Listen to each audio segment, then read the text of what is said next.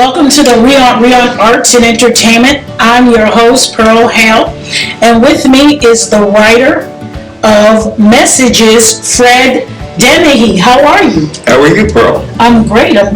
Good to see you. See you. Great. So this question is for Elizabeth. You're the director. Yes, co-director. Right? Co-director. Yes. Okay. And what do you hope audiences will take away from Messages? And how do you hope they'll react? Well, I feel that Messages could be categorized as a drama, but at its core, it's really a love story between two wonderful people. And it's about the sacrifices we make for relationships. And what I hope audiences get from this play is that while we make sacrifices for each other, it's the acknowledgement and thankfulness that we give to the other person for making those sacrifices. No matter how small they may seem, the gesture is very grand and full of love. Wow, that's great.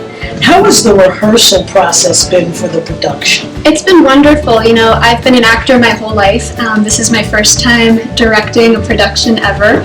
And from an actor's standpoint, I've always dreamed about working with the playwright in the rehearsal room. So to be able to have Fred with us has really been just amazing. It's been a really wonderful experience. And from my point of view, it's been amazing as a writer to go through the rehearsal process, and Liz has been a phenomenal director, because I keep changing the play, a word or a line or two here every time we have a rehearsal, and it's just gotten better and better.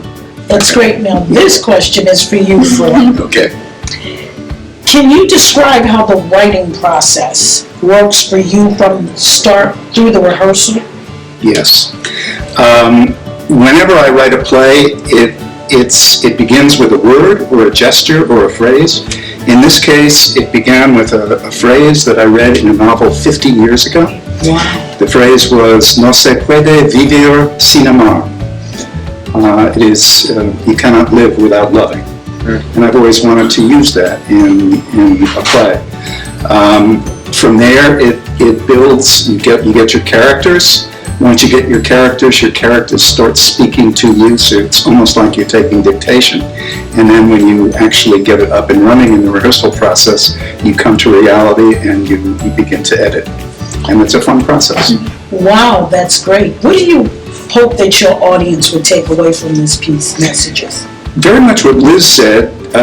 I'll say a little bit more. It's a play about the beginnings of dementia, with a happily married couple, and the husband is in the beginnings of dementia. He's in and out. When he's in, he's very in, but he's sometimes out. And when he's out, he's confused and very defensive.